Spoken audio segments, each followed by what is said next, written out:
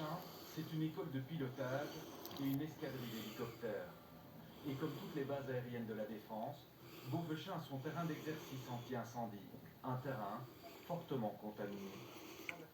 Dans cette zone, il y a eu des prélèvements faits en 2021 et nous avons constaté une pollution effective au PFAS. La cause, les mousses anti-incendie utilisées par l'armée jusqu'en 2021.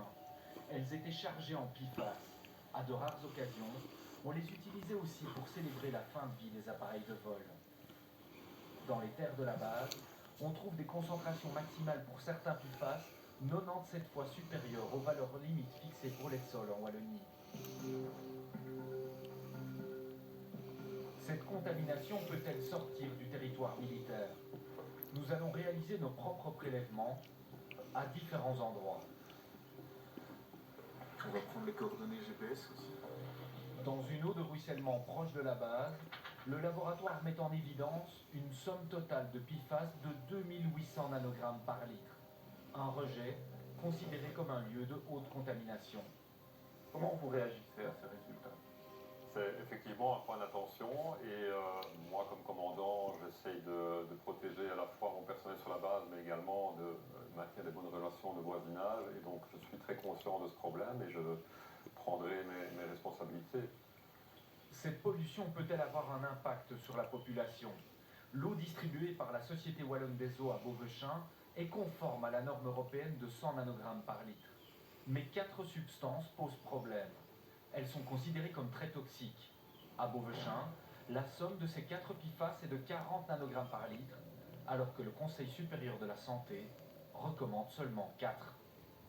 Cette valeur de 4 nanogrammes par litre est issue d'une revue de la littérature scientifique la plus récente qui met en avant les risques potentiels pour la santé. 40, c'est 10 fois plus que 4.